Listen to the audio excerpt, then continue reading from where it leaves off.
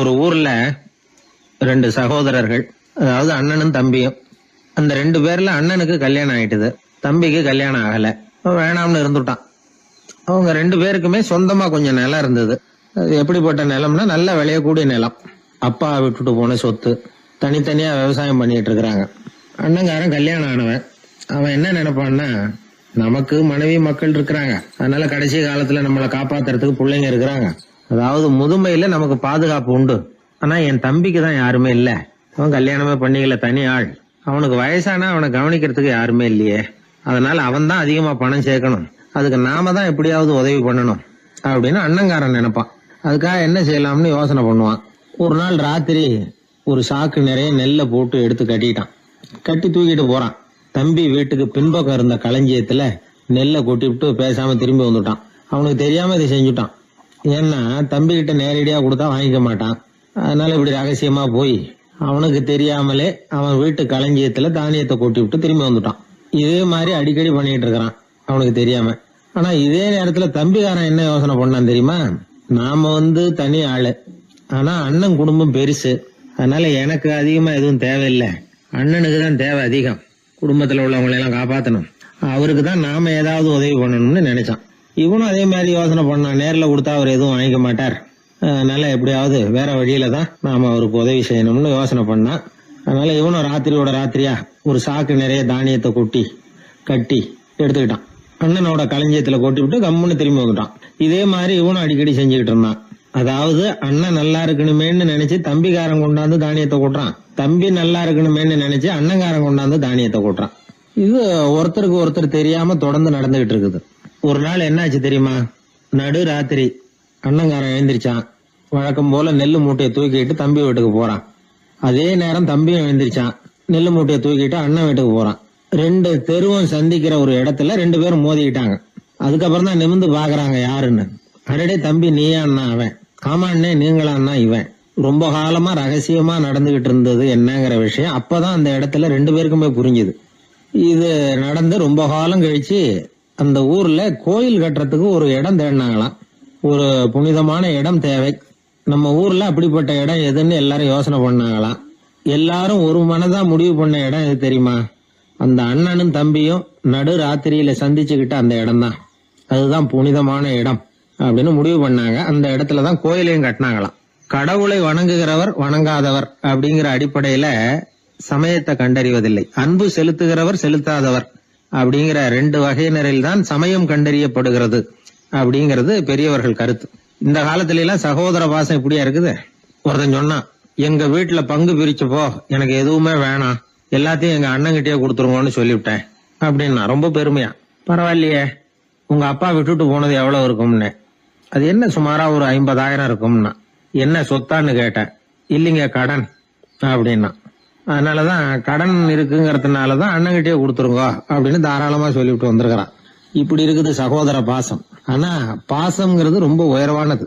அது அண்ணன் தம்பிகள் எப்படி இருக்கணும் அப்படிங்கறதுக்கு அந்த அபூர்வ சகோதரர்கள் ஒரு உதாரணம். குடும்பத்துல மற்றவர்கள்ட்ட நேசத்தோடையும் பாசத்தோடையும் பழகினாதான் வாழ்க்கை இனிமையா அமையும். கல்யாணத்துக்கு போயிருந்தியே, எப்படி இருந்ததுன்னு கேட்டார் ஒருத்தர். எப்படி இருந்தது? சாப்பாடு சரியில்லை, சாம்பார்ல உப்பு பத்தல, இப்படி அடுக்கிக்கிட்டே போனார் அடுத்தவர். இது ஒரு மனித சுபாவம். எப்பவுமே எதிர்மறையான செய்திகளை பேசுறதுலதான் மனிதனுக்கு ஆர்வம் அதிகம். எது சரியில்லைங்கிறத சொல்றதுக்கு தான் அவன் ஆசைப்படுறான், எது சரியா இருந்ததுங்கிறத சொல்றதுக்கு அவன் ஆசைப்படுறது இல்ல. இப்ப எல்லாரும் சொல்லுவாங்களே, ஒரு பெரிய வெள்ளைத்தாள்ல நடுவுல ஒரு சின்ன கருப்பு புள்ளிய வைங்க, அத ஒருத்தர்கிட்ட காட்டி இது என்னன்னு கேட்டா கருப்பு புள்ளின்னு தான் சொல்லுவார். ஒரு சின்ன கருப்பு புள்ளியத்தான் அவர் கவனிக்கிறார், அந்த புள்ளிய சுற்றி இருக்கிற விசாலமான வெள்ளை பகுதியை அவர் கவனிக்கிறது இல்ல. இது மனித இயல்பு. ஒரு கண்ணாடி முன்னாடி போய் நிக்கிறோம், முகத்தை பாக்குறோம், கொஞ்சம் யோசனை பண்ணி பாருங்க. முகத்துல நமக்கு பிடிக்காத பகுதியை தான் முதல்ல கவனிப்போம். கன்னத்துல ஒரு பரு இருந்ததுன்னா அதுதான் முதல்ல நம்ம கண்ணுல படும். கருப்பா ஒரு மச்சம் இருந்தா அதைத்தான் நாம முதல்ல கவனிக்கிறோம். ஒரு சின்ன காயம் இருந்ததுன்னா ரொம்ப கவனிச்சு கூர்ந்து பாக்குறோம். அதை சுற்றி இருக்கிற அழகான பகுதிகள் எல்லாம் அதுக்கு அப்புறம் தான். அவ்வளவு தூரத்துக்கு ஏன் காலையில ஒரு செய்தித்தாளை கையில எடுத்து புரட்டுறீங்க, எதிர்மறையான செய்திகளை தான் முதல்ல பாக்குறோம். ஆக்கப்பூர்வமான செய்திகள்லாம் அதுக்கப்புறம் தான். எதிர்மறையான செய்திகள் தான் பத்திரிகைகளின் விற்பனையை உயர்த்துது. இப்ப ஒரு கும்பல்ல கலவரம், பத்திரிகையில செய்தி எப்படி வருது? கலவரத்துல 10 பேர் உயிரிழந்தார்கள் அப்படின்னு தான் வரும். அந்த கலவரத்துல 918 பேர் உயிரோடு திரும்பி போனார்கள் அப்படின்னு போடுறது இல்ல. எத்தனை பேர் இறந்து போனாங்க அப்படிங்கிறது தான் பத்திரிகைக்கு முக்கியம். ஏன்னா மனித மனம் அதை தான் கவனிக்குது. பாதகமான செய்திகளே பத்திரிகைகள்ல அதிகமா வருது. எதிர்மறையான செய்திகளுக்கு தான் அதிக முக்கியத்துவம் கொடுக்கப்படுது. இதனால என்ன ஆகுது தெரியுமா? இந்த உலகத்துல எங்க பார்த்தாலும் கொலையும் கொள்ளையும் விபத்தும் உயிரிழப்பும் தான் நடந்துகிட்டு இருக்கு அப்படிங்கறது மாதிரி ஒரு பிரமை.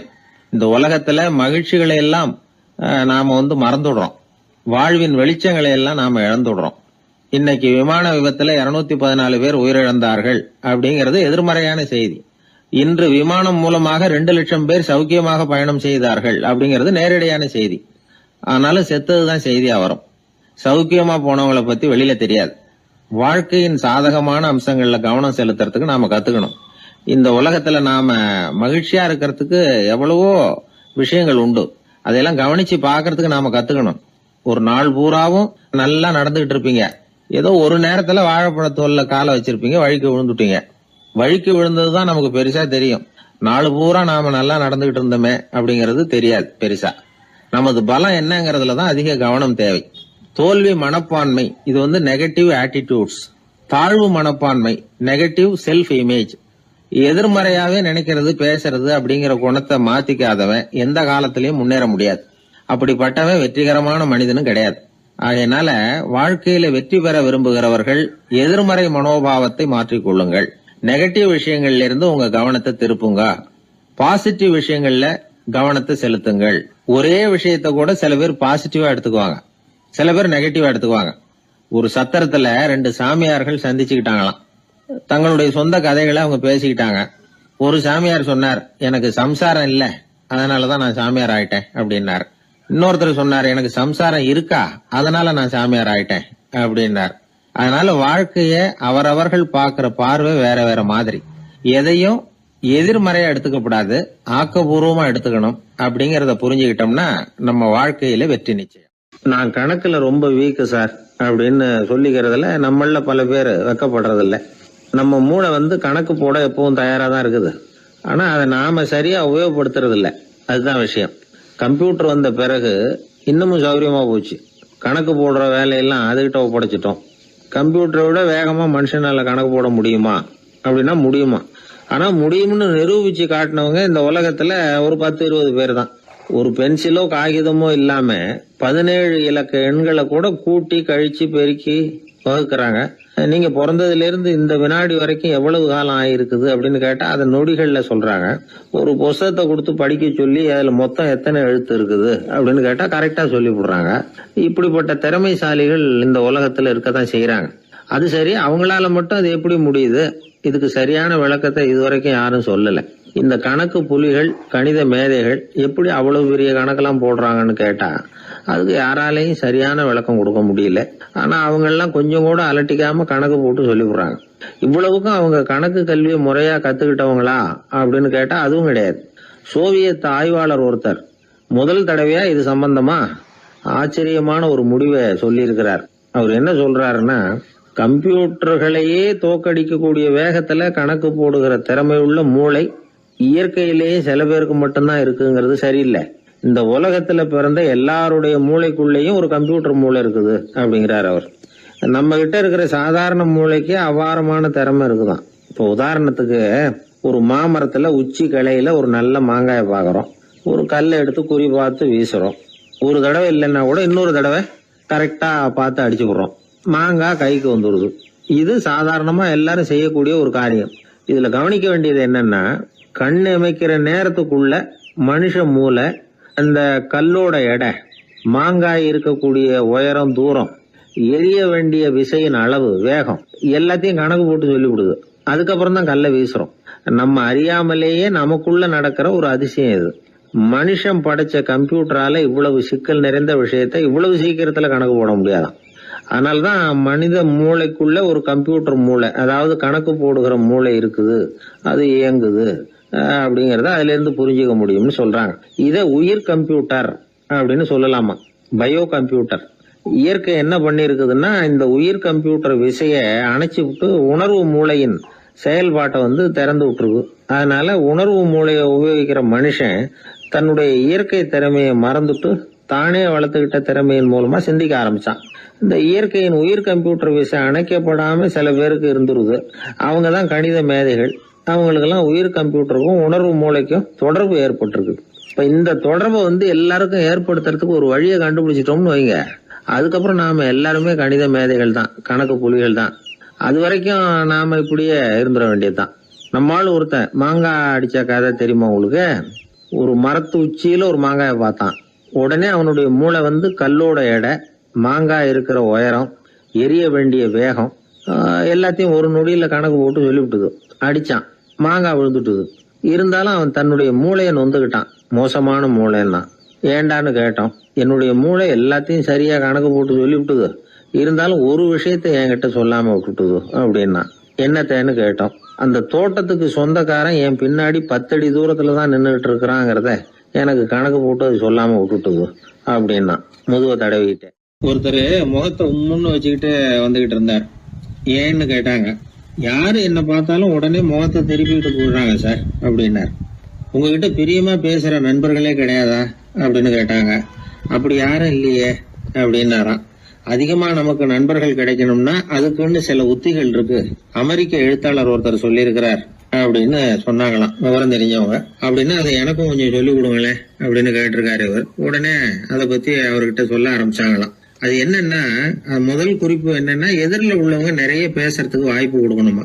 நம்ம பத்தியே பேசிட்டு இருக்க கூடாதான். அவர் பேசுற விஷயம் எதுவா இருந்தாலும் ஆமா நல்லது அப்படின்னு சொல்லி ஏத்துக்கணுமா. இது ஒரு குறிப்பு. 2வது குறிப்பு என்னன்னா, கூடுமான வரைக்கும் யாருகிட்டயும் அனாவசியமா வாதம் பண்ணிட்டு இருக்க கூடாது. 3வது குறிப்பு என்னன்னா, எந்த பிரச்சனையையும் அடுத்தவங்க கண்ணோட்டத்திலேயே பார்க்கணும், நம்ம கண்ணோட்டத்திலேயே பார்த்துட்டு இருக்க கூடாது.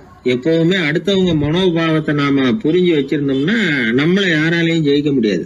4வது குறிப்பு என்னன்னா, ஒருத்தர்கிட்ட பேச ஆரம்பிக்கிறப்பவே இயல்பா அன்பா ஆரம்பிக்கணும்.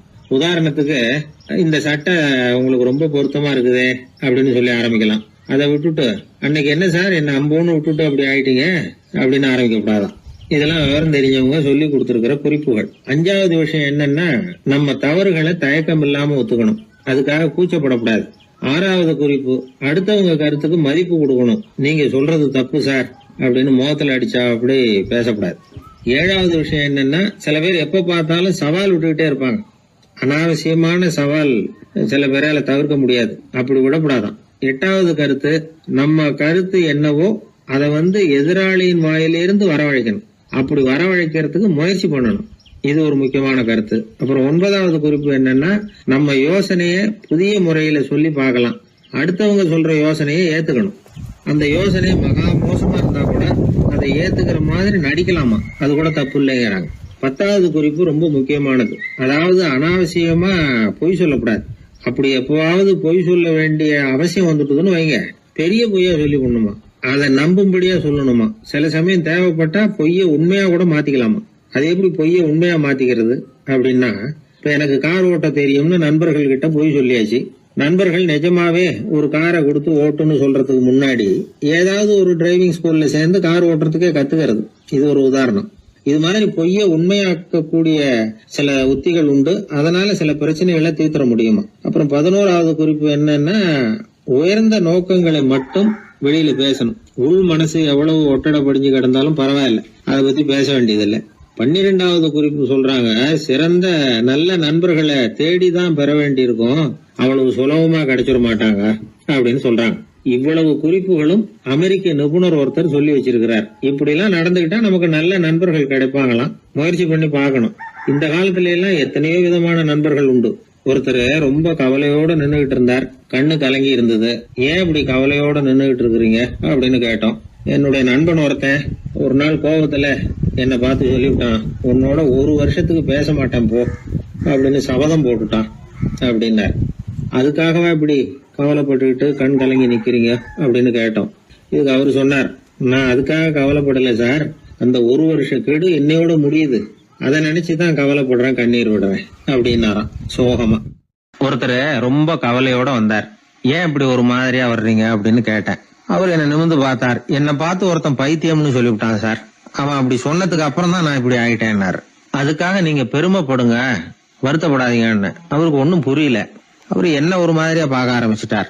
நான் உடனே ஓஷோ சொல்லி இருக்கிற சில கருத்துக்களை அவர்கிட்ட எடுத்து சொன்னேன். இத பாருங்க, இந்த உலகத்துல பல பெரிய மேதாவிகள்லாம் சாதாரண மக்கள் கண்ணுக்கு பைத்தியமா தான் தெரிஞ்சிருக்கிறாங்க அப்படின்னு விவரத்தை சொன்னேன். ஏன்னா மத்தவங்க மாதிரி அவங்க கவலைப்படுறது இல்ல, எதுக்கும் இறுக்கம் அடையறது இல்ல, சாவை கண்டு பயப்படுறது இல்ல, அற்பமான மகிழ்ச்சிக்கு ஆசைப்படுறது இல்ல.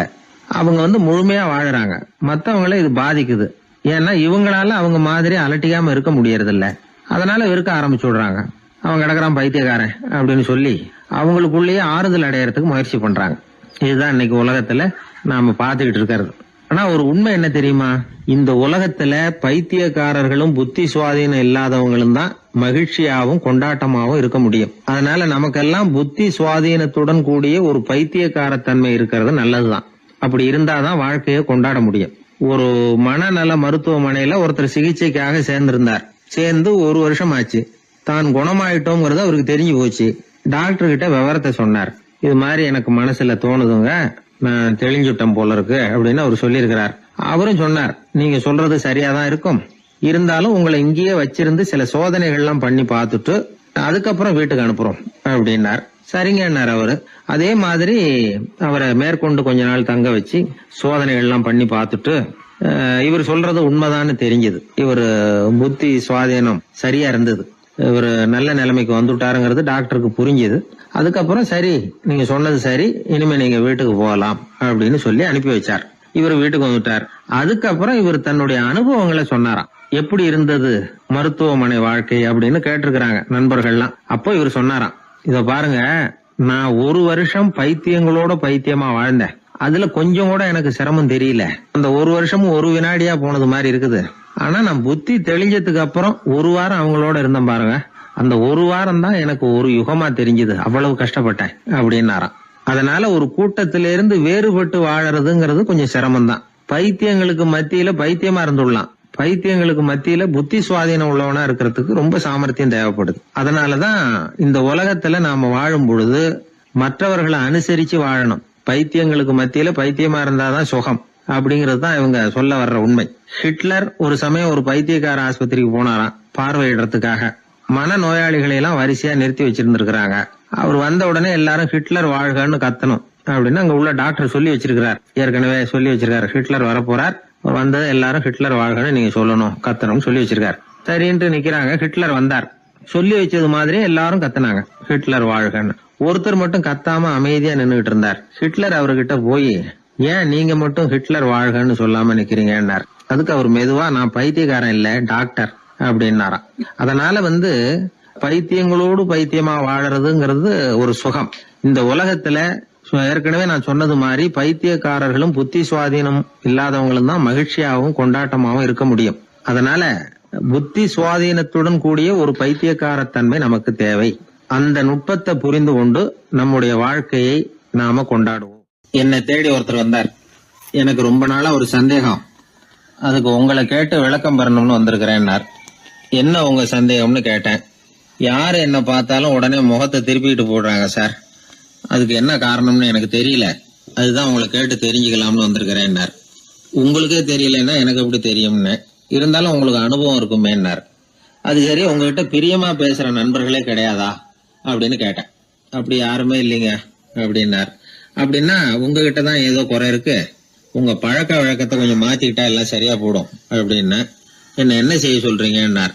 உங்களுக்கு நிறைய நண்பர்கள் தேவைன்னு, கிடைக்க மாட்டேங்கிறாங்களேன்னார்.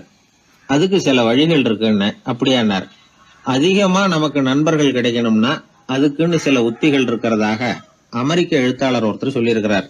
சரி, அப்படி அவர் என்னதான் சொல்லியிருக்கிறார் அப்படின்னா வரிசையா சொல்றேன் கேட்டுங்க அப்படின்னு சொல்லி அவர்கிட்ட சொல்ல ஆரம்பிச்சேன். அதாவது முதல்ல நாம தெரிஞ்சுக்க வேண்டியது என்னன்னா, எப்ப பார்த்தாலும் நம்மளை பத்தியே பேசிட்டு இருக்க கூடாது. நமக்கு எதிரில் உட்கார்ந்து இருக்கிறவங்க நிறைய பேசுறதுக்கு வாய்ப்பு கொடுக்கணும். அவர் பேசுற விஷயம் எதுவா இருந்தாலும் எப்படி இருந்தாலும் ஆமா நல்லது அப்படின்னு சொல்லி ஏத்துக்கணும். இது முதல் கருத்து. 2வது என்ன சொல்றாங்கன்னா, கூடுமான வரைக்கும் யாருகிட்டையும் அனாவசியமா வாதம் பண்ணிட்டு இருக்க கூடாது. 3வது கருத்து என்னன்னா, எந்த பிரச்சனையையும் அடுத்தவங்க கண்ணோட்டத்திலேயே பார்க்கணும், நம்ம பார்வையிலேயே பார்த்துட்டு இருக்க கூடாது.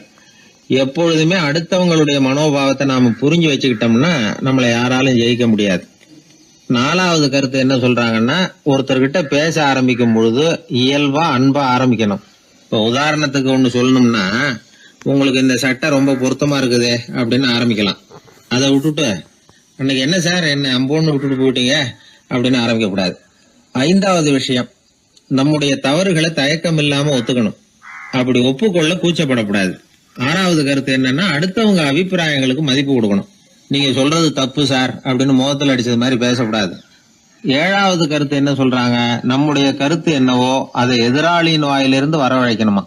அப்படி வரவழைக்கிறதுக்கு நாம முயற்சி பண்ணணும். அதுக்கு தகுந்த மாதிரி நாம பேசணும். 8வது குறிப்பு என்னன்னா, சில பேர் எப்ப பார்த்தாலும் சவால் விட்டுக்கிட்டே இருப்பாங்க. அனாவசியமா சவால் விடக்கூடாது. 9வது யோசனை, நம்ம யோசனையை புதிய முறையில சொல்லி பார்க்கலாம். மற்றவர்கள் சொல்லுகிற யோசனையை ஏத்துக்கணும். அந்த யோசனை மகா மோசமானதா இருந்தா கூட அதை ஏத்துக்கிற மாதிரி கூட நடிக்கலாம். அதுல ஒன்றும் தப்பு இல்லை. 10வது குறிப்பு ரொம்ப முக்கியமானது. அதாவது அனாவசியமா பொய் சொல்லக்கூடாது. அப்படி எப்பொழுதாவது பொய் சொல்ல வேண்டிய அவசியம் ஏற்பட்டா பெரிய பொய்யா சொல்லணும். அதை நம்பும்படியா சொல்லணுமா. இதெல்லாம் அந்த நிபுணர் சொல்ற கருத்து தான். சில சமயம் தேவைப்பட்டா பொய்ய கூட உண்மையா மாத்திக்கலாமா. அது எப்படி பொய்ய உண்மையா மாத்துறது அப்படின்னா, இப்ப எனக்கு கார் ஓட்ட தெரியும்னு நண்பர்கள் கிட்ட ஒரு பொய்ய சொல்லிவிட்டீங்கன்னு வைங்களேன். நண்பர்கள் நிஜமாவே ஒரு காரை கொடுத்து ஓட்டுன்னு சொல்றதுக்கு முன்னாடி ஏதாவது ஒரு டிரைவிங் ஸ்கூல்ல சேர்ந்து கார் ஓட்ட கத்துக்கலாமே. இதுதான் இந்த பொய்ய உண்மையா மாத்துறது. இது ஒரு உதாரணம், அவ்வளவுதான். இது மாதிரி பல பொய்களை உண்மையாக்க முடியும். அப்படி பொய்ய உண்மையாக்கி கூட சில பிரச்சனைகளை தீர்த்தர முடியும். 11வது குறிப்பு என்ன சொல்லுதுன்னா, உயர்ந்த நோக்கங்களை மட்டுமே வெளியில பேசணும். உள் மனசு எவ்வளவு ஒட்டடை படிஞ்சு கிடந்தாலும் பரவாயில்ல. 12வது குறிப்பு, நல்ல நண்பர்களை தேடித்தான் பெறணும். அவங்க அவ்வளவு சுலபமா கிடைச்சிட மாட்டாங்க. இவ்வளவும் அனுபவசாலிகள் சொல்லி இருக்கிற குறிப்புகள். இந்த ஆலோசனைகளின்படி நடந்தா நமக்கு நல்ல நண்பர்கள் கிடைப்பாங்க. அதுக்கப்புறம் நமது வாழ்க்கை வெற்றி இருக்கிற திசையை நோக்கி வேகமா நகர ஆரம்பிக்கும். இந்த காலத்திலேயே நல்ல நண்பர்கள்லாம் எத்தனையோ பேர் உண்டு. ஒருத்தர் ரொம்பவும் கவலையோட நின்றுகிட்டு இருந்தார். கண்கள் கலங்கி போயிருந்தது. கிட்டத்தட்ட அழுதுகிட்டு இருந்தார். ஏன் சார் இப்படி அழறீங்க, என்ன ஆச்சு உங்களுக்குன்னு கேட்டேன். ஒரு மெதுவா கண்ணை தொடச்சிக்கிட்டு, என்னுடைய நண்பன் ஒருத்தன் ஒரு நாள் கோவத்துல என்னை பார்த்து உன்னோட 1 வருஷத்துக்கு பேச மாட்டேன் போன்னு சொல்லிவிட்டான், சபதம் போட்டுட்டான் அப்படின்னாரு. அதுக்காக இப்படி கவலைப்படுறீங்கன்னு கேட்டேன். அவரு சொன்னார், நான் அதுக்காக கவலைப்படல சார், அந்த 1 வருஷ கேடு என்னோட முடியுது, நான் அதை நினைச்சு எழுதிட்டு இருக்கிறேன் அப்படின்னா. இப்படிப்பட்ட நண்பர்களும் உண்டு. அதனால நல்ல நண்பர்களா பார்த்து நமக்கு சேர்த்துக்கிட்டோம்னா நம்ம வாழ்க்கையில எந்த முயற்சி எடுத்தாலும் அதுல சுலபமா வெற்றி கிடைக்கும். 11ஆம் நூற்றாண்டுல ஒரு புகழ்பெற்ற இறைநேச செல்வர் வாழ்ந்து வந்தார். அவர் பேரு அப்துல்லா ஹிஸ் சௌமை. இப்போ சோவியத் ரஷ்யாவில் உள்ள ஜீலான்கிற நகரத்தோட புறநகர் பகுதியில நீப்புன்னு ஒரு ஊர், அங்கதான் அவர் இருந்தார். அவருக்கு ஒரு ஆப்பிள் தோட்டம் இருந்தது தஜ்லா நதி ஓரத்துல. அந்த தோட்டத்துல அவர் ஒரு நாள் உலாவிக்கிட்டு இருக்கிறார். அந்த சமயத்துல 20 வயசுள்ள அழகான இளைஞர் ஒருத்தர் அவர் முன்னாடி வந்து நின்னார். என்ன நீங்க மன்னிக்கணும்னார். இவருக்கு ஒன்னும் புரியல. யாரப்பா நீ என்ன கெடுதல் பண்ணின, நான் எதுக்காக உன்னை மன்னிக்கணும் அப்படின்னு கேட்டார். ஐயா, என் பேரு அபு சாலிஹ் மூசா. இங்க இருந்து 4 கல் தொலைவில் இருக்கக்கூடிய இதே தஜ்லா நதி ஓரத்துல தான் நான் இருக்கிறேன். நேத்து மத்தியானம் எனக்கு ஒரு நல்ல பசி. அந்த நேரம் ஒரு ஆப்பிள் பழம் இந்த நதியில மிதந்து வந்தது. அவசரத்துல அதை எடுத்து சாப்பிட்டதுக்கு அப்புறம் தான் அப்படி செஞ்சது பெரிய தவறுங்கிறத உணர்ந்தேன். ஒரு பொருளுக்கு உரியவர்கள் யாரோ அவங்க அனுமதி இல்லாம அந்த பொருளை சாப்பிடுறது ஹராமான அந்த பழம் வந்து என் வயத்துக்குள்ள போனதுல இருந்து எனக்கு நிம்மதி இல்ல. ராத்திரி பூரா தூங்கவே முடியல. காலையில எழுந்திரிச்சதும் இந்த நதி ஓரமா பாத்துக்கிட்டே வந்தேன். உங்க தோட்டத்தை பார்த்தேன். ஒரு மரத்தோட கிளை வந்து தண்ணியில தொட்டுக்கிட்டு இருக்கிறத பார்த்தேன். அதனால நான் சாப்பிட்ட பழம் இங்க இருந்து தான் வந்திருக்கணும். அந்த பழத்துக்கு உரியவர் நீங்க தான். நீங்க என்ன மன்னிச்சாதான் நான் சாப்பிட்ட பழம் ஹலாலா, குற்றம் நிவர்த்தியா, தயவு பண்ணி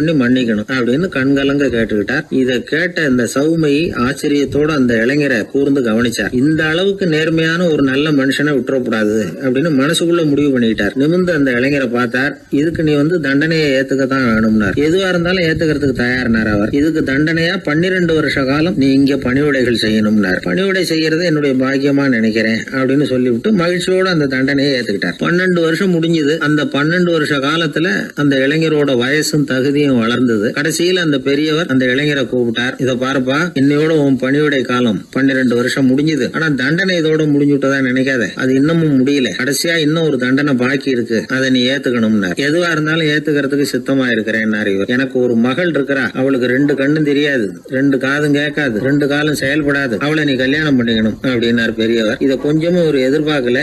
திகைச்சார். அடுத்த நிமிஷம் சரி, இதையும் நான் மனப்பூர்வமா ஏத்துக்கிறேன். இறைநேசர் செல்வர் சௌமை அவர்கள் அவர்களுடைய புதல்வி பாத்திமாவுக்கும் இளைஞர் அபு சாலிஹ் மூசாவுக்கும் அடுத்த சில தினங்கள்ல முறைப்படி திருமணம் நடந்தது. திருமணத்துக்கு அப்புறம் மணமகளை பார்த்த அந்த இளைஞர் திகைச்சு போயிட்டார். ஏன்னா அந்த பெரியவர் சொன்னதுக்கு நேர்மாறா இருந்தார் பாத்திமா. உடல் குணம் எதுவும் கிடையாது, ரொம்ப அழகா இருந்தாங்க. மறுநாள் சௌமையை அபு சாலிஹை கூப்பிட்டு இதுக்கு விளக்கம் சொன்னாராம். என் மகளுக்கு கண்ணு தெரியாதுன்னு சொன்னதுதான் சொல்லியிருந்த நேத்து முன்னாடி சொன்னேன். அது எந்த விதமான தீய காட்சிகளும் அவ கண்ணுக்கு தெரியாதுன்னு தான் அர்த்தம். காது கேட்காதுன்னு சொன்னேன், தீய விஷயங்களை அவ கேட்க மாட்டான்னு அர்த்தம். கால்கள் செயல்படாதுன்னு சொன்னேன், வீட்டை விட்டு தீமையான இடங்களுக்கு அவ போக மாட்டான்னு அர்த்தம் அப்படின்னா. 12 வருஷத்துக்கு முன்னாடி உன்னை முதல் முறையா பார்த்தப்பவே உண்மை என்னுடைய சீடரா மானசீகமா ஏத்துக்கிட்டேன் அப்படிங்கிற விவரத்தையும் சொன்னாராம். இந்த இளைஞர் அபு சாலிஹ் பிற்காலத்துல ஒரு பெரிய ஆன்மீக மேதையா உயர்ந்தார். அந்த தம்பதிகளுக்கு 60வது வயசுல ஒரே ஒரு குழந்தை பிறந்தது. அந்த ஃபாதர் ஜிலானி முஹைத்தீன் ஆண்டகை, அதாவது அந்த குழந்தை தான் ஆன்மீக பேரரசர் முஹைத்தீன் ஆண்டகை. அப்படி அந்த கதையை சொல்லுவாங்க பழைய இதை. அப்படிப்பட்ட பெரியவர்களுடைய வாழ்க்கை தான் நமக்கு வழிகாட்டணும். எனக்கு ஒரு சிநேகிதன், அவன் சொன்னான், டேய் என்னுடைய மாமனார் கூட தன்னுடைய பொண்ணை எனக்கு திருமணம் பண்ணி கொடுக்கறதுக்கு முன்னாடி ஒரு செய்தியை சொன்னார், பொய்ன்னு அப்புறமா தான் தெரிஞ்சது அப்படின்னா. என்ன சொன்னார்னு கேட்டோம். என் பொண்ணு மாசத்துக்கு ஒரு தடவை ஏதாவது கோபம் வந்தா கையில கிடைக்கிறத எடுத்து உங்க மேல எரிவா, நீங்க தான் அனுசரிச்சு நடந்துக்கணும்னு சொன்னார் அப்படின்னா. அப்படி அவர் சொன்னது பொய்யா அப்படின்னு கேட்டேன். ஆமா, அவர் மாசம் ஒரு தடவைன்னு அவர் சொன்னது பொய், தினம் ஒரு தடவை அப்படி செய்யறா, இதுதான் உண்மை அப்படின்னா. ஒரு சீடன் அந்த காலத்துல அஹிம்சைக்கு மரியாதை அதிகமா இருந்தது. இந்த காலத்துல இம்சைக்கு அதிக மரியாதை. ஒரு பெரியவர் இருந்தார், உண்மையை பத்தியும் சத்தியத்தை பத்தியும் நிறைய உபதேசம் எல்லாம் பண்ணார். அது பிரகாரமே நடந்தார். அவர் பின்னாடி நிறைய கூட்டம்லாம் இருந்தது, சீடர்கள் அதிகமா இருந்தாங்க. அவர் கொள்கைக்கு மரியாதை இருந்தது. ஆனா காலப்போக்கில் அந்த மரியாதை குறைஞ்சு போச்சு. அவர் பின்னாடி போன கும்பலும் குறைஞ்சு போச்சு. இது ஏன்? இப்படி ஒரு கேள்வி கேட்டார் ஒருத்தர். அதுக்கு பதில் சொல்ல வந்தார் ஒருத்தர். அவரு ஒரு கதையை சொன்னார், சீக்கிய கதை. அதாவது மகான் குருநானக் உபதேசம் பண்ணிக்கிட்டு இருந்த காலம். அவர் பின்னாடி ஏகப்பட்ட கூட்டம் போற இடமெல்லாம் மக்கள் வெள்ளம் அவர் பின்னாடியே போயிட்டு இருந்ததுதான். அவர் எந்த ஊருக்கு போனாலும் எல்லாரும் பின்னாடியே போனாங்க. இந்த கூட்டத்தையும் அவங்க கிட்ட இருக்கிற ஆர்வத்தை போனார் ஒருத்தர். அவரு குருநானக்கோட நண்பர். அவர் நேரா போய் குருநானக்க பார்த்தார். ஆகா, உங்களுக்கு தான் எத்தனை ஆயிரம் சீடர்கள் அப்படின்னார். குருநானக் இதை கேட்டுட்டு லேசா சிரிச்சார், அவ்வளவுதான், பதில் எதுவும் சொல்லல. கொஞ்ச நாள் கழிச்சு குருநானக் ஒரு ஊரை விட்டுட்டு இன்னொரு ஊருக்கு புறப்பட்டார். ஆயிரக்கணக்கான ஜனங்கள் பின்னாடி போனாங்க. சும்மா போல, குரு மகாராஜுக்கு ஜே அப்படின்னு கோஷம் போட்டுக்கிட்டே போறாங்க. ஒரு சாலை ஓரமா போய்கிட்டே இருக்கிறாங்க. திடீர்னு ஒரு இடத்துல ஆகாசத்துல இருந்து செப்பு காசுகள் மழை மாதிரி கொட்டுச்சு. கோஷம் போட்டுக்கிட்டு வந்தவங்க எல்லாம் பாதி பேர் உடனே கலைஞ்சு ஓடினாங்க. அவங்களுக்கு கிடைச்ச செப்பு காசையெல்லாம் பொறுக்கிட்டு மடியில கட்டிக்கிட்டு சொல்லிக்காம கொள்ளாம நழுவி போயிட்டாங்க. அவர் இதையெல்லாம் கவனிக்காம தொடர்ந்து போயிட்டே இருக்கிறார். அடுத்த ஊருக்கு போனார். அங்க மறுபடியும் ஒரு பணமழை. போன தடவை செப்பு காசு கொட்டுச்சு, இந்த தடவை இங்க வெள்ளி காசா கொட்டுது. இப்பவும் இருந்த கூட்டத்துல பாதி பேர் கும்பல் அப்படியே கலைஞ்சு ஓடி போய் முடிஞ்ச அளவுக்கு அதை பொறுக்கிட்டு அப்படியே ஓடிட்டாங்க. குருநானக் தொடர்ந்து போறார். இன்னொரு ஊர்ல மறுபடியும் பணமழை. இந்த தடவை வெறும் தங்க காசா விழுது. இதை பார்த்ததும் மீதி இருந்த கும்பலும் கலைஞ்சு ஓடி போய் தங்க காசை அள்ளிட்டு அம்பேல் ஆயிட்டுது. குருநானக் திரும்பி பார்த்தார். கடைசியா எஞ்சி இருந்தது ஒரே ஒரு சீடர் தான். செப்பு காசு, வெள்ளி காசு, தங்க காசு எதையும் பொருட்படுத்தாம இவர் பின்னாடியே வந்துகிட்டு இருக்கிறார். நீதான்ப்பா என்னுடைய உண்மையான சீடன் அப்படின்னு சொல்லி அவரை வாழ்த்தி அவர்கிட்ட தன்னுடைய பணிகளை ஒப்படைச்சாராம் குருநானக். அவ்வளவுதான் அந்த கதை. அதை கேட்டதும் உண்மைக்கு ஏன் மரியாதை குறைஞ்சு போச்சுங்கிறது புரியுது. நல்லவங்க பின்னாடி போற கூட்டம் குறையறதுக்கு இதுதான் காரணம். காசு தான் முக்கியம்னு நினைக்கிறவங்க அதிகமாயிட்டாங்க இந்த காலத்துல. காசு முக்கியம்தான், இல்லைன்னு சொல்லல. ஆனா காசு நமக்கு அடிமையா இருக்கணும், வேலைக்கார மாதிரி இருந்து வேண்டியதை வாங்கி கொடுக்கணும். நாம காசுக்கு அடிமையாயிடக்கூடாது. அப்படி ஆகும் பொழுதுதான் விவகாரம் ஆரம்பம். இந்த காலத்து குரு ஒருத்தர், அவருக்கு பின்னாடி ஏகப்பட்ட சீடர்கள் இருந்தாங்க. ஒரு காலத்துல ஒவ்வொரு கட்டத்துல ஒவ்வொருத்தரா நழுவி போயிட்டாங்க. இப்ப மிஞ்சி இருக்கிறது ஒரே ஒரு சீடன் தான். ரொம்ப பவ்யமா கையை கட்டிட்டு அவர் முன்னாடி உட்காந்துருக்கிறான். கடைசியில நீ மட்டுமாவது இருக்கியப்பா, அது போதும், நீ தான் எனக்கு உண்மையான சீடன் அப்படின்னாராம் குரு. அதுக்கு அந்த சீடன் சொல்லியிருக்கான், அப்படி இல்லைங்க சுவாமி, நீங்க இப்போ உட்காந்துக்கிட்டு இருக்கிற பீடத்துக்கு அடியில பெட்டியில பணம் வச்சிருக்கிறீங்க, அது எனக்கு தெரியும். அதனால நீங்க எப்போ எழுந்திரிச்சு அந்த பக்கம் போவீங்கன்னு பாத்துக்கிட்டு இருக்கிறேன் அப்படின்னா விழுந்தது. உடனே அவங்களுக்கு ஒரு ஆசை, கபீரை சந்திச்சு பேசணும் அப்படின்னு அவங்க ஆசைப்பட்டாங்க. அவங்க அப்படி ஆசைப்பட்டதுக்கு ஒரு காரணம் உண்டு. ஏன் அப்படி ஆசைப்பட்டாங்கன்னா, 2 ஞானிகளை சந்திக்க வச்சா பல அரிய தத்துவங்களை கேட்கறதுக்கு ஒரு வாய்ப்பு கிடைக்கும். அதனால அவங்க 2 பேரையும் எப்படியாவது சந்திக்க வச்சிடணும் அப்படின்னு அவங்க ஆசைப்பட்டாங்க. அந்த சீடர்கள் தங்களுடைய விருப்பத்தை அவர்கிட்டயே சொன்னாங்க. இது மாதிரி அவர் கபீர் இந்த ஊர்ல இருக்கிறதா தெரியுது, சந்திச்சா தேவையில்லைன்னு. சரி, கபீரை சந்திக்கலாம் ஆனா அவரோட பேசுறத பத்தி நான் எதையும் சொல்றதுக்கு இல்ல அப்படின்னு விட்டார் பரீத். ஏன் கபீரோட நீங்க எதுவும் பேச மாட்டீங்களா அப்படின்னு கேட்டாங்க சீடர்கள். அவரோட பேசுறதுக்கு எதுவும் இல்ல, ஏன்னா எனக்கு என்ன தெரியுங்கிறது அவருக்கு தெரியும், அவருக்கு என்ன தெரியுங்கிறது எனக்கு தெரியும். அப்படி இருக்கிறப்ப நாங்க 2 பேரும் பேசிக்கிறதுக்கு என்ன விஷயம் இருக்க போகுது அப்படின்னாரு அவர். இங்க நிலைமை இப்படி. கபீர் இருக்கிற இடத்துல என்ன நடந்தது தெரியுமா? இது மாதிரி பரீத் காசிக்கு வந்திருக்கிறார் அப்படிங்கிற விஷயம் கபீரின் சீடர்களுக்கு தெரிஞ்சது. உடனே அவங்களும் நீங்க ஷேக் பரீத்தை சந்திச்சு பேசணும்னு அவர்கிட்ட கேட்க ஆரம்பிச்சாங்க. அதுக்கு கபீர் சொன்னாராம், நாங்க 2 பேரும் சந்திச்சுக்கிட்டா ஒருத்தர் கட்டி தழுவிக்குவோம், ஆனந்த கண்ணீர் வடிப்போம், வார்த்தைகளால பரிமாறிக்கிறதுக்கு எங்ககிட்ட எதுவும் இல்ல அப்படின்னாராம். இருந்தாலும் 2 பக்கத்துல இருந்த சீடர்களும் அப்படி நினைக்கல. எப்படியும் இவங்க சந்திச்சுக்கிட்டா கொஞ்சமாவது பேசாம இருக்க முடியாது, ஏதாவது பேசிக்குவாங்க அப்படின்னு நினைச்சாங்க. அதனால தொடர்ந்து வற்புறுத்தினாங்க. கபீர் பரீத்தை தன்னுடைய ஆசிரமத்துக்கு அழைச்சார். அந்த ஊரின் எல்லைக்கே போய் அவரை அழைச்சிட்டு வந்தார். 2 பேரும் சந்திச்சாங்க. ஒருத்தர் கட்டி பிடிச்சுக்கிட்டாங்க. ஒருத்தர் கைய ஒருத்தர் பிடிச்சபடியே ரொம்ப நேரம் நின்றுட்டு இருந்தாங்க. ஆனந்த கண்ணீர் வழிஞ்சுது. கபீர் ஆசிரமத்துல 2 பேரும் மௌனமா உட்கார்ந்துருக்காங்க. ஏதாவது பேசுவாங்கன்னு சொல்லி எதிர்பார்த்துக்கிட்டே 2 பக்கமும் சீடர்கள் காத்துக்கிட்டு இருக்கிறாங்க. பேசுங்கன்னு சொல்லியும் பார்த்தாங்க. அதை கேட்டதும் லேசா சிரிச்சாங்களே தவிர எதுவுமே பேசிக்கலையாம். ஒரு நாள் பூரா இப்படியே போயிட்டுது. அதுக்கப்புறம் பரீத் கபீர் கிட்ட விடைபெற்றுக்கிட்டு புறப்பட்டார். ஏன் நீங்க பேசல அப்படின்னு சொல்லி கபீரின் சீடர்கள் கேட்டாங்களாம். அதுக்கு கபீர் சொன்னார், நாங்க 2 பேரும் உணர்ந்ததை சொல்றதுக்கு வார்த்தைகள் கிடையாது, எல்லாமும் உணர்ந்த பரீத்து கிட்ட பேசுறதுக்கு என்கிட்ட எதுவும் இல்ல, அதனால பேசல அப்படின்னார். இதே மாதிரி பரீத்தின் சீடர்களும் அவர்கிட்ட கேட்டிருக்கிறாங்க, ஏன் நீங்க பேசலன்னு. எங்க 2 பேர்ல யாராவது ஒருத்தர் பேச ஆரம்பிச்சிருந்தாலும் அதை போல முட்டாள்தனம் வேற எதுவும் இருக்க முடியாதுன்னாரு அவரு. ஞானிகள் 2 பேரும் பேசி இருந்தா என்ன ஒரு தெளிவு கிடைக்குமோ அதை விட அதிகமான தெளிவு கிடைச்சுதான் சீடர்களுக்கு.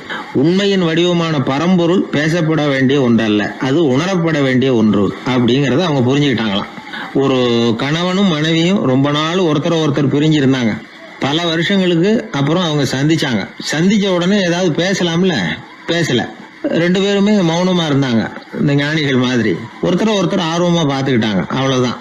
அந்த கணவனை தனியா கூப்பிட்டுக்கிட்டு போய் ஒருத்தர் விசாரிச்சார், ஏன்பா இவ்வளவு நாள் கழிச்சு சந்திக்கிறீங்க, நீயாவது முதல்ல வாயை திறக்கப்படாதான்னார். அதுக்கு அவர் சொன்னார், ஏற்கனவே நான் வாயை திறந்ததுனால தானே சார் இவ்வளவு காலமும் பிரிஞ்சு இருக்கிறது மாதிரி ஆச்சு, அதனால அவசரப்படாம பொறுமையா இருக்கிறேன் அப்படின்னாராம். அதனால பேச்சு பெருசுதான், இருந்தாலும் மௌனம் அதை விட பெரியது அப்படிங்கறத ஒரு வாழ்வியல் உண்மையாக நாம புரிஞ்சுக்கணும். ஒரு சீடன் வெளியூர் புறப்படுறதுக்கு தயாரா இருந்தான். ரொம்ப தூரம் போக போறான். திரும்பி வர நாளாகும். புறப்படுறதுக்கான ஆயத்த வேலைகள்ல ஈடுபட்டு இருந்தான். அந்த சமயம் பார்த்து இன்னொரு சீடன் அவங்கிட்ட வந்தான். நம்ம குரு உன்னை அழைச்சிட்டு வர சொன்னார், வா அப்படின்னு கூப்பிட்டான். இவன் உடனே புறப்பட்டு போனான். குருநாதரை பார்த்தான். அவர் காலில் விழுந்து வணங்கினான். வணங்கிவிட்டு எழுந்திரிச்சான். அவ்வளவுதான். குரு ஏதாவது உபதேசம் பண்ணுவாருன்னு எதிர்பார்த்தான். ஆனா நடந்தது என்ன தெரியுமா? குரு அவனுக்கு ஓங்கி ஒரு அடி கொடுத்தார். எதிர்பாராம இந்த அடியை வாங்கினதும் அந்த சீடன் அதிர்ந்து போயிட்டான். பக்கத்துல இருந்த மற்ற சீடர்களும் திகைச்சு போய் நின்னுட்டாங்க. அடி வாங்கின சீடனுக்கு மனசுக்குள்ள குழப்பம். நாம என்ன தப்பு பண்ணணும், புறப்படுற நேரத்துல இப்படி குரு கிட்ட அடி வாங்குற மாதிரி ஆயிட்டுதே அப்படின்னு நினைச்சு மனசுக்குள்ள ரொம்ப வேதனைப்பட்டான். கொஞ்சம் துணிச்சலை வரவழைச்சுக்கிட்டு குருநாதர்கிட்டயே கேட்டுட்டான், சுவாமி நான் என்ன தப்பு பண்ணினேன், என்ன இப்படி அடிச்சுட்டீங்களே, ஒரு வார்த்தை கூட உங்களை எதிர்த்து நான் பேசினது இல்லையே, இவ்வளவு காலமா உங்க விருப்பத்துக்கு விரோதமா ஒரு காரியம் கூட நான் செஞ்சது இல்லையே, வந்ததும் வராததுமா ஒண்ணுமே சொல்லாம என்ன அடிச்சுட்டீங்களே, குருவே நான் செஞ்ச குற்றம் தான் என்ன அப்படின்னு கண்ணீரோட பரிதாபமா கேட்டானா அந்த சீடன். ஆனா அந்த குரு முகத்துல கொஞ்சம் கூட கோபம் இல்லை.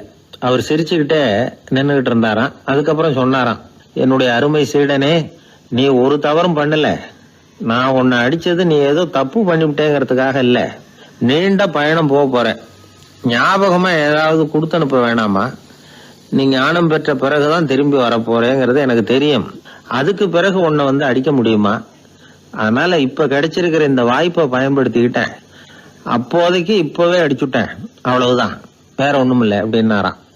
குரு சிரிச்சுக்கிட்டே இப்படி சொல்றார். இருந்தாலும் இதுவும் ஒரு உபதேசம் தான். அதிர்ச்சிகளால விழிப்படைய வைக்கிறதும் ஒரு வழிதான். இது ஜென் வழி. பெரும்பாலும் அதிர்ச்சியின் மூலமாகவே ஞான தரிசனத்தை அருள்கிறவர்கள் தான் ஜென் குருமார்கள். நம்ம தியானம் தான் ஜென். இந்தியாவிலிருந்து சீனாவுக்கு போய் கொஞ்சம் பேர் மாறி வளம் பெற்று ஜப்பான்ல ஜென் ஆகி வளர்ந்துருக்குது, அவ்வளவுதான். ஜென்கிறது தியானம். எதை நினைச்சும் தியானிக்கிறது இல்ல, எல்லாத்திலையும் தியானம் இருக்கிறதா சொல்லுது ஜென். பேசுறது, இருக்கிறது, நடக்கிறது, சாப்பிடுறது, சிரிக்கிறது, தூங்குறது, தொழில் செய்யறது அல்லது சும்மா இருக்கிறது எல்லாமே தியானம் தான். சென்கிறது ஒரு சுய தரிசனம், தன்னைத்தானே அடையாளம் கண்டுகொள்கிறது தான். அது இல்லாத எதையும் தேடி கண்டுபிடிக்கிறது இல்லை. சென் மார்க்கத்தை பத்தி ஓஷோ என்ன சொல்றார் தெரியுமா? காணாமல் போன தன்னுடைய மூக்கு கண்ணாடி தன்னுடைய மூக்கின் மேல் இருப்பதை கண்டுகொள்வது போன்றது சென் அப்படிங்கிறார். நம்மால் ஒருத்தர் இன்னொருத்தர் முகத்தை ரொம்ப நேரமா உத்து பார்த்துக்கிட்டு இருந்தார். என்ன பாக்குறீங்கன்னாரு அவரு. நீங்க போட்டிருக்கீங்களே மூக்கு கண்ணாடி, அதை தான் பாக்குறேன்னாரு இவரு. நீங்க அப்படி பாக்குறதுக்கு விசேஷ காரணம் ஏதாவது உண்டான்னு கேட்டார் இவர். உண்டுன்னார். என்னன்னு கேட்டார். நேத்திக்கு காணாம போன என்னோட மூக்கு கண்ணாடி அது அப்படின்னாராம் இவர். எதிர்காலத்தை நினைச்சா எனக்கு ரொம்ப பயமா இருக்கு சார் அப்படின்னு சொல்றவங்க நிறைய பேர் இருக்கிறாங்க. அதாவது பயப்படாத மனிதர்கள்னு யாருமே கிடையாது.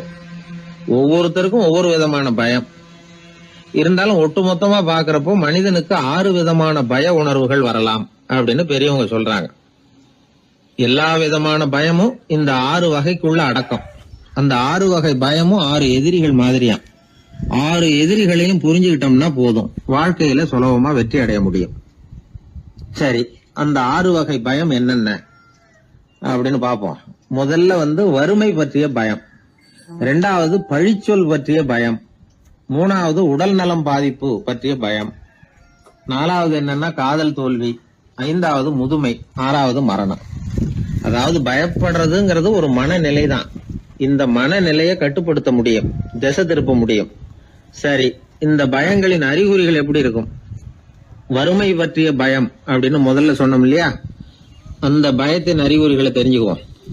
எதுலேயும் அக்கறை இல்லாம இருக்கிறது, ஒரு குறிக்கோள் இல்லாம இருக்கிறது, வறுமையை சகிச்சுக்கிறது, வாழ்க்கையில கிடைக்கிறது எதுவா இருந்தாலும் ஆட்சேபனை இல்லாமல் ஏத்துக்கிறது, மனசாலும் உடம்பாலும் சோர்ந்து போயிருக்கிறது, ஆர்வம், முனைப்பு, கற்பனை திறன் எதுவுமே இல்லாம இருக்கிறது. இதெல்லாம் தான் அந்த வறுமை பற்றிய பயத்தின் அறிகுறிகள். அடுத்தது ஒண்ணு பார்த்தோமே, பழிச்சொல் பற்றிய பயம். அதாவது அடுத்தவங்க நம்மளை குறை சொல்லி விடுவாங்களோ அப்படிங்கிற பயம். இதுக்கு அறிகுறி என்ன தெரியுமா?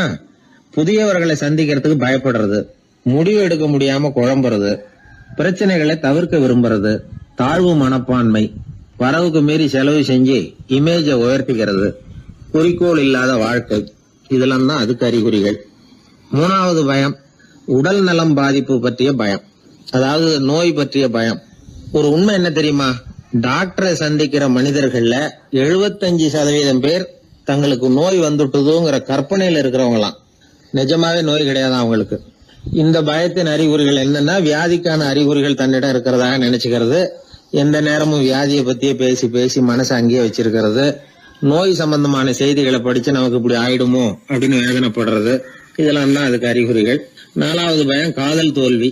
இது ரொம்ப வேதனை, உடம்பையும் மனசையும் சீரழிச்சு விடும். ஆண்களை விட பெண்கள் தான் இந்த பய உணர்வுல அதிகமா பாதிக்கப்படுறாங்க. 5வது முதுமை பற்றிய பயம். 6வது மரண பயம், வயசான காலத்துல எப்படி சமாளிக்கிறது அப்படிங்கிற பயம். ஆக இதையெல்லாம் நாம புரிஞ்சுக்க வேண்டியது ரொம்ப அவசியம். இந்த 6 வகை பயங்களை சரியா புரிஞ்சுக்கிட்டு நாம நடந்துக்கணும். வாழ்க்கையின் முன்னேற்றத்துக்கு இந்த பயங்கள் முட்டுக்கட்டே ஆயிடக்கூடாது. உழைச்சி பணம் சேர்க்கணும், உற்சாகமா மனசை வச்சுக்கணும். மனசை கட்டுப்படுத்துகிற மார்க்கம் தெரிஞ்சுக்கிட்டா போதும், எல்லாம் சரியா வந்துடும். நம்ம ஆள் ஒருத்தன் சொன்னான், சார் எனக்கு வறுமை பற்றிய பயம்தான் இருந்தது, ஒரே ராத்திரியில 30,000 ரூபாய் தயார் பண்ணிவிட்டேன், இப்ப எனக்கு இன்னொரு பயம் வந்துட்டுதுன்னா. என்ன பயம்னு கேட்டாங்க. போலீஸ் கண்டுபிடிச்சிருமோங்கிற பயம்னா. இது இந்த பயத்துல அடங்காது.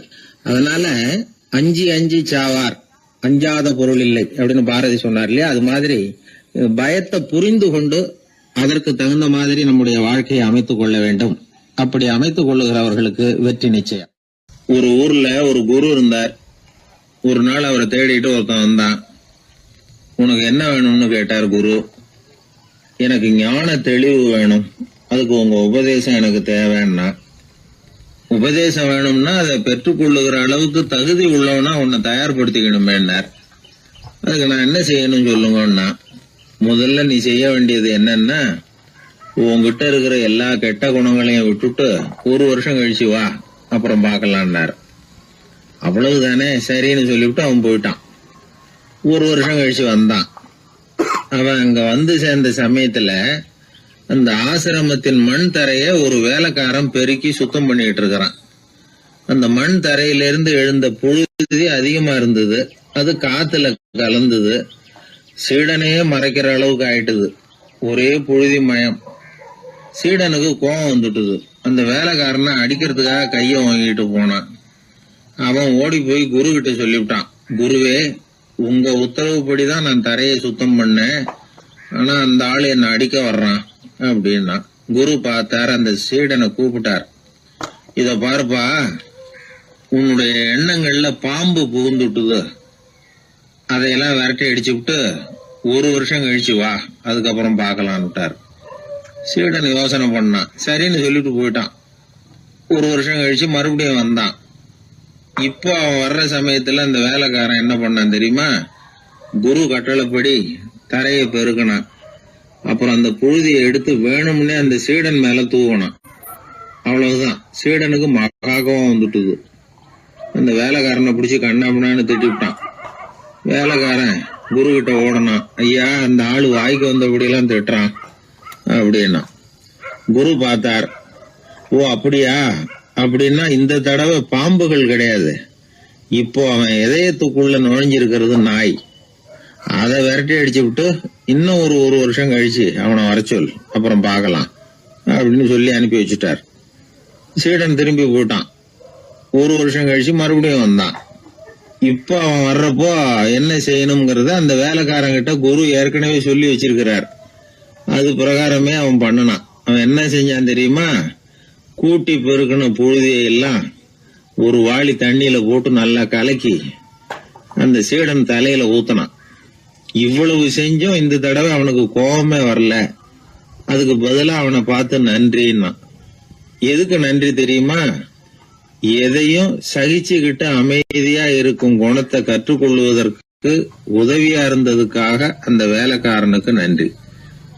இத கேள்விப்பட்ட உடனே அந்த குரு ஓடி வந்தார், இவனை கட்டி பிடிச்சுக்கிட்டார். இனிமே நான் உனக்கு உபதேசம் பண்ணலாம், அதுக்கான தகுதி உனக்கு வந்துட்டுதுன்னார். இதுல இருந்து என்ன தெரியுது? ஒருத்தர்கிட்ட உபதேசம் வாங்கணும்னா கூட அதுக்குன்னு ஒரு தகுதி நமக்கு தேவைப்படுது. சகிப்புத்தன்மை ஒவ்வொரு மனிதனுக்கும் தேவைதான். இந்த காலத்துல ஒரு குரு, அவரை தேடி ஒருத்தன் வந்தான். குரு அவனை நிமிர்ந்து பார்த்துட்டு சொன்னார், நீ முதல்ல சகிப்புத்தன்மையை வளர்த்துக்கிட்டு அதுக்கப்புறம் என்கிட்ட வாழ்னார். இவன் அவரை நிமிர்ந்து பார்த்துட்டு சொன்னான், குருவே, நான் உங்ககிட்ட வந்திருக்கிறதே சகிப்புத்தன்மையை வளர்த்துக்கிறதுக்காகத்தானே அப்படின்னு. ஒரு ஊர்ல ஒரு பெரியவர் இருந்தார். அவரு ஒரு கோடீஸ்வரர். நிறைய நல்ல காரியங்கள்லாம் செஞ்சுக்கிட்டு இருந்தார். அவரை தேடி நிறைய பேர் வருவாங்க. இவரும் தன்னால முடிஞ்ச உதவியை அவங்களுக்கு செய்வார். ஒரு சமயம் 3 பிச்சைக்காரர்கள் இவரை தேடி வந்தாங்க. ஏதாவது பொருள் உதவி பெறலாம்னு நினைச்சு 3 பேரும் ஒரே நேரத்துல வரல, தனித்தனியா வந்தாங்க. முதல் பிச்சைக்காரன் காலையில வந்தான். இவர் முன்னாடி வந்து நின்னான். ஐயா, எனக்கு 5 ரூபா வேணும், தயவு பண்ணி கொடுங்க அப்படின்னு கேட்டான். இவன் இப்படி கேட்டதான் அவருக்கு கோவம் வந்துட்டுது. என்ன இது, நான் ஏதோ உங்ககிட்ட கடன் பட்டிருக்கிறது மாதிரியும் அதை திருப்பி கொடுன்னு கேக்குறது மாதிரியும் இருக்குது. இவ்வளவு அதிகாரத்தோட பிச்சை கேட்கிறேன், எவ்வளவு துணிச்சல் உனக்கு 5 ரூபாயெல்லாம் தர முடியாது, இந்த 2 ரூபா எடுத்துட்டு ஓடு அப்படின்னு சொல்லி ஒரு 2 ரூபாயை தூக்கி எறிஞ்சார். அவன் அதை எடுத்துக்கிட்டு அங்கிருந்து போயிட்டான். அடுத்தபடியா மத்தியானமே ஒரு பிச்சைக்காரன் வந்தான். இவன் எப்படி கேட்டான் தெரியுமா? ஐயா, 10 நாளா ஒருவேளை உணவு கூட சாப்பிடல, தயவு பண்ணி எனக்கு உதவி பண்ணுங்கன்னா. உனக்கு எவ்வளவு வேணும்னு கேட்டார். நீங்களா பார்த்து எவ்வளவு கொடுத்தாலும் அது எனக்கு போதும்னா. இந்தா 10 ரூபா, இதை வச்சுக்கோ, ஏதாவது வாங்கி சாப்பிடுனார். அவன் அந்த 10 ரூபாய வாங்கிட்டு போயிட்டான். அதுக்கப்புறமா சாயந்தரமா 3வது பிச்சைக்காரன் வந்தான். இவன் கேட்ட விதம் எப்படி தெரியுமா? மகாராஜா, உங்களுடைய உயர்ந்த குணத்தை பத்தி நான் நிறைய கேள்விப்பட்டிருக்கிறேன், அதனால உங்களை பார்த்து தரிசனம் பண்ணிவிட்டு போகலாம்னு வந்தேன். அற வழியில வாழ்ந்து கொண்டிருக்கிற நீங்கள் தான் கண்கண்ட தெய்வம் அப்படின்னா. உடனே அந்த பெரியவர் என்ன சொன்னார் தெரியுமா? ஐயா, தயவு பண்ணி உட்காருங்க, நீங்க ரொம்ப களைச்சு போய் வந்திருக்கிறீங்க, முதல்ல சாப்பிடுங்க, மத்ததெல்லாம் அப்புறம் பார்க்கலாம்னு சொல்லி அவனை உட்கார வச்சு சாப்பாடு போட்டார். அவன் சாப்பிட்டு முடிச்சான். அதுக்கப்புறம் இவர் கேட்டார், இப்ப சொல்லுங்க, நான் என்ன பண்ணணும் உங்களுக்குன்னார். அந்த பிச்சைக்காரன் இந்த அன்புக்கு நிகழ்ந்து, ஐயா, பசியோட வந்தேன், அறுசுவை விருந்தே படைச்சுட்டீங்க, அது போதும், எனக்கு வேற எதுவும் தேவையில்லை, நீங்க என் பேர்ல காட்டுற அன்பை நான் எப்பவும் மறக்க மாட்டேன், உங்களுக்கு எல்லாம் நல்லபடியா நடக்கும், உங்களுக்கு ஒரு குறையும் வராதுன்னா. இவனுடைய பரிவான இந்த வார்த்தைகள் அவர் மனசை தொட்டுது. அவன் பேர்ல இருந்த அன்பு பல மடங்கு அதிகமாச்சு. அதோட விளைவு என்ன தெரியுமா? இத பாருப்பா, இனிமே நீ வெளியில எங்கேயும் போக வேணாம், இங்கேயே இருந்துருன்னார். தன்னுடைய பங்களாவுக்கு பக்கத்திலேயே அந்த ஆளுக்கு ஒரு வீடும் கட்டி கொடுத்தார். கடைசி வரைக்கும் அந்த ஆளை தனக்கு பக்கத்திலேயே வச்சுக்கிட்டார். இந்த கதைய சுவாமி சிவானந்தர் சொல்லியிருக்கிறார். இறைவன் அந்த கோடீஸ்வரன் மாதிரியாம். அந்த 3 வகையான பிச்சைக்காரர்களும் 3 வகையான பக்தர்களாம். இன்றைக்கு உள்ள பக்தர்கள்லாம் இந்த 3 வகையில ஒரு வகையை சேர்ந்தவங்களா தான் இருப்பாங்க. முதல் வகை தான் அதிகமா இருக்கும். 3வது வகை ரொம்ப அபூர்வம். நம்ம ஊர் பக்கம் ஒரு பெரியவர் இருந்தார். அவர் செலவு பண்ண பயப்படுவார். ஒரு பைசா ஒருத்தருக்கு கொடுக்கறதுனால ரொம்ப யோசனை பண்ணுவார். இவரை தேடிட்டு ஒரு நாள் சில பிச்சைக்காரர்கள்லாம் வந்தாங்க. ஐயா, நாங்கெல்லாம் சேர்ந்து ஒரு பிச்சைக்காரர்கள் சங்கம்னு ஆரம்பிக்கிறோம். அதுக்கு நீங்க ஒரு 1000 ரூபாய் நிதி உதவி பண்ணுனா தேவையில்லைன்னாங்க. அதெல்லாம் ஒன்னும் கொடுக்க முடியாது, அவ்வளவு பணம்லாம் என்கிட்ட கிடையாதுன்னு விட்டார் அவர். சரி, ஒரு 100 ரூபாயாவது கொடுங்களே அப்படின்னு கேட்டிருக்கிறாங்க. அதுவும் முடியாதுன்னார். இவங்க இன்னமும் இறங்கி வந்தாங்க. சரி, ஒரு 10 ரூபாயாவது கொடுங்க அப்படின்னு கேட்டு பார்த்தாங்க. அதெல்லாம் கிடையாதுன்னு ஒரே முடிவா சொல்றாரு அவர்.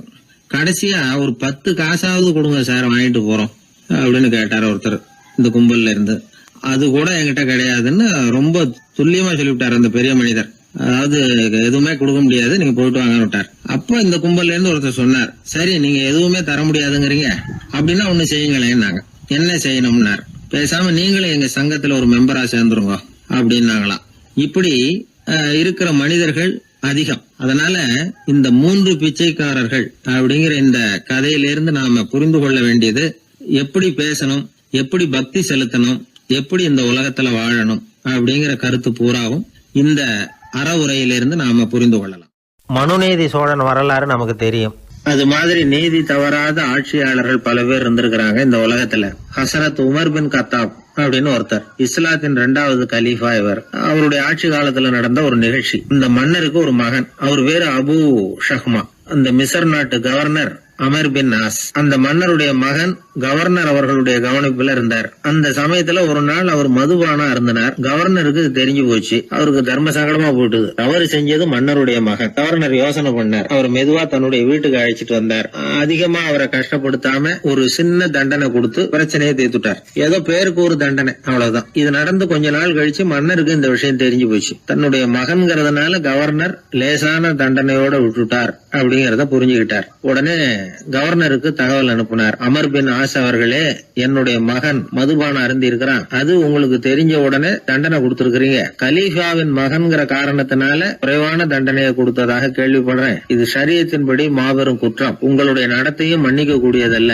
இந்த கடிதம் கண்ட உடனே மகன் அபு ஷஹ்மாவை மதீனாவுக்கு அனுப்பி வைக்க வேண்டியது அப்படின்னு கடிதம் எழுதினார். அதை பார்த்தார் கவர்னர். உடனே கலீஃபாவின் மகனை மதீனாவுக்கு அனுப்பி வச்சார். மன்னர் முன்னாடி நீதி விசாரணை நடக்குது. தன்னுடைய மகனுக்கு சவுக்கடி வழங்கும்படியா உத்தரவிடுறார் ஹசரத் உமர் பின் கத்தாப். தண்டனை நிறைவேற்றப்பட்டது. கூடியிருந்தவர்கள்லாம் ஐயா கொஞ்சம் கருணை காட்டுங்க அப்படின்னு சொல்லி மன்னர்கிட்ட வேண்டிக்கிட்டாங்களாம். இந்த வேண்டுகோளை மன்னர் ஏத்துக்கல. நீதியின் முன்னால் தந்தை மகன் அன்பு நேசம் உறவு இந்த முறைகளை எல்லாம் கவனிக்க முடியாது. குற்றம் செஞ்சவர் தண்டிக்கப்பட வேண்டியவர், அவர் யாரா இருந்தாலும் சரி அப்படின்னாராம். எல்லா ஆட்சியாளர்களுமே கவனிக்க வேண்டிய ஒரு செய்தி இது. அவர் ஒரு நாள் தன்னுடைய அரசாங்க கணக்கு வழக்குகளை பார்த்துட்டு இருக்கிறார். அந்த சமயத்துல அவரை பார்க்க ஒரு பெரிய மனிதர் வந்தார். இவர் தன்னுடைய சொந்த வேலை காரணமா வந்திருக்கிறார் அப்படிங்கறத அவர் புரிஞ்சுக்கிட்டார். உடனே அது வரைக்கும் எரிஞ்சுகிட்டு இருந்த விளக்க அணைச்சுட்டு இன்னொரு விளக்க ஏற்றி வச்சுக்கிட்டாராம். இந்த செயலுக்கு என்ன காரணம்னு கேட்டிருக்கிறார் வந்தவர். இதுக்கு அவரு சொன்னார், ஐயா நீங்க வந்த போது இங்க எரிஞ்சுகிட்டு இருந்தது அரசாங்க விளக்கு, இப்ப எரியறது சொந்த விளக்கு. சொந்த விஷயங்களை பேசுறப்போ அரசாங்க பணத்தை செலவு பண்ணக்கூடாது, அதனாலதான் விளக்க மாத்தினேன் அப்படின்னாராம். இப்படி எல்லாம் பல பேர் இந்த உலகத்துல இருந்திருக்கிறாங்க. ஆனா இப்ப எல்லாம் பல பேர் அப்படி இருக்கிறது இல்ல. ஒருத்தர் அப்படிதான் அரசாங்க விஷயங்களை பார்த்துக்கிட்டு உட்கார்ந்து இருக்கிறார். அந்த சமயத்துல ஒரு பெரிய தொழில் அதிபர் அவரை பார்க்க வந்திருக்கிறார். இவரு சடார்னு எழுந்திருச்சு எரிஞ்சுகிட்டு இருந்த விளக்க அணைச்சுட்டார். எங்கும் ஒரே இருட்டு. ஏன் விளக்க அணைச்சுட்டீங்கன்னு கேட்டிருக்கிறார் வந்தவர். இங்க நடக்கிறது மத்தவங்க கண்ணுல பற்றக்கூடாது அப்படிங்கறதுக்காக தான் விளக்க அணைச்சேன். நீங்க கொண்டு வந்திருக்கிறத அப்படி ஒரு ஓரமா வச்சுட்டு போடுங்க, அதுக்கப்புறமா விளக்க போட்டு நான் எடுத்துக்கிறேன் அப்படின்னாரா இவர். ஒரு சாலையில போக்குவரத்து நெரிசல். ஒருத்தர் அடிபட்டு கிடக்கிறார். கூட்டத்துல ஒருத்தர் கத்துறார். உடனே ஆம்புலன்ஸுக்கு போன் பண்ணுங்க அப்படின்னு ஒருத்தர் ஓடி போய் தகவல் கொடுக்கிறார். கொஞ்ச நேரத்துல ஆம்புலன்ஸ் வருது. அடிபட்டவரை கொண்டுட்டு போய் ஆஸ்பத்திரியில சேர்க்குது. அங்க அவசர வைத்தியம். அவர் பொழைச்சுக்கிறார். ஆம்புலன்ஸுங்கிற ஒரு வசதி இல்லைன்னா அவரை அவ்வளவு சீக்கிரத்துல ஆஸ்பத்திரிக்கு கொண்டுட்டு போக முடியுமா? ஆபத்துக்கு உதவுகிற நண்பர் மாதிரி இந்த ஆம்புலன்ஸ். அந்த காலத்துல போர்கள் அதிகம், அதுல அடிபடுறவங்களும் அதிகம். அடிபட்டு கிடக்கிற போர் வீரர்களை அவசரமா மருத்துவர்கிட்ட கொண்டுட்டு போகணும். எப்படி கொண்டுட்டு போறது? ஒரு கனமான துணியை தூளி மாதிரி கட்டுவாங்க. குழந்தைகளை தூங்க வைக்கிறதுக்காக துணியில தொட்டில் கட்டுறோம்ல, அது மாதிரி அந்த தூளியில அடிபட்டவங்களை படுக்க வைப்பாங்க. அப்படியே தூக்கிட்டு போவாங்க. அதுக்கப்புறம் தான் மருத்துவ சிகிச்சை. இதுதான் ஆரம்ப காலத்துல நடந்துகிட்டு இருந்தது. இதுல என்ன ஒரு சிரமம்னா அவசரமா கொண்டுட்டு போய் சேர்க்க முடியாது. அதனால பாதி வழியிலேயே அவங்க போய் சேர்ந்துருவாங்க பல பேர். சரி, கொஞ்சம் சீக்கிரமா அவங்கள கொண்டுட்டு போறதுக்கு என்ன வழி அப்படின்னு யோசனை பண்ணாங்க. குதிரை மேல ஏத்தி கொண்டுட்டு போனா என்ன அப்படின்னு ஒரு யோசனை. அது மாதிரியே செஞ்சு பார்த்தாங்க. அது இன்னமும் ஆபத்தா போட்டுது. குதிரை ஓடுற வேகத்துக்கும் அது போடுற குலுக்கலுக்கும் அடிபட்டு கிடக்கிறவனால ஈடு கொடுக்க முடியுமா? அலுங்காம குலுங்காம கொண்டுட்டு போக வேண்டிய விஷயம் இல்லை இது. சரி, குதிரை முதுகுல அவனை கொண்டுட்டு போக வேணாம், குதிரை வண்டியில கொண்டுட்டு போனா என்ன? 4 சக்கரம் உள்ள ஒரு குதிரை வண்டியை தயார் பண்ண வேண்டியது.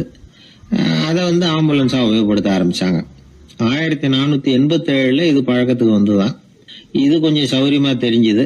அதனால 1792 வரைக்கும் இந்த முறைதான் நீடிச்சுதான். ஒரு பிரெஞ்சு மருத்துவர், அவர் பேர் பேரன் டொமினிக். அவர் என்ன பண்ணாருன்னா, குதிரை வண்டியில படுக்கை வசதியை ஏற்படுத்தினார். முதல் உதவி செய்யறதுக்கு தேவையானதையெல்லாம் அதுல வச்சார். எங்கேயாவது ஒருத்தர் காயம் போட்டிருக்காருன்னு தெரிஞ்சதுன்னா அங்கேயே போய் வேண்டிய உதவிகளை பண்ணார். தன்னார்வ தொண்டர்களையும் இந்த பணியில அவர் ஈடுபடுத்தினாராம். 1864 ஜெனீவா ஒப்பந்தம் ஏற்பட்டது இல்லையா, அப்பதான் ஆம்புலன்ஸ் சர்வீஸுக்கு மோட்டார் வாகனங்களையும் பயன்படுத்தலாம் அப்படின்னு முடிவு பண்ணிருக்கிறாங்க. அந்த சமயத்துல இன்னொரு விதமான ஆம்புலன்ஸ் சேவையும் நடந்துதான். அதாவது ராட்சத பலூன்கள் இருக்குல்ல, அதையெல்லாம் ஆம்புலன்ஸா பயன்படுத்தி இருக்கிறாங்க. முதல் தடவையா அமெரிக்காவில் 1930 தான் ஒரு முழுமையான ஆம்புலன்ஸ் வாகனம் நடமாட ஆரம்பிச்சுதான். அதாவது அதுல ஆக்சிஜன் சிலிண்டர் இருக்கும், ட்ரிப்ஸ் மாதிரி அவசர தேவை உபகரணங்கள் இருக்கும், ஒரு மருத்துவர் இருப்பார், ஒரு நர்ஸ் இருப்பாங்க. இப்படிப்பட்ட ஒரு ஆம்புலன்ஸ் வசதி வந்த பிறகுதான் பல உயிர்களை காப்பாற்றக்கூடிய ஒரு நல்ல வாய்ப்பு ஏற்பட்டது. இப்பெல்லாம் இந்த ஆம்புலன்ஸ் சேவை எவ்வளவோ முன்னேற்றம் கண்டிருக்கு. மோட்டார் வாகனம் மட்டும் இல்ல, படகு, ஹெலிகாப்டர், விமானங்கள் இதெல்லாம் கூட இப்ப இந்த பணிக்கு ரொம்ப உபயோகமா இருக்கு. ஆபத்துல இருக்கிற ஒரு மனுஷனை பார்த்துட்டா உடனே அவனை காப்பாத்தணுங்கிற எண்ணம் இன்னொரு மனுஷனுக்கு ஏற்படத்தான் செய்யுது. அதனாலதான் காலம் ஏதோ கொஞ்சம் ஒழுங்கா ஓடிட்டு இருக்குது. அடிபட்டு கிடக்கிற ஒருத்தனை பார்த்த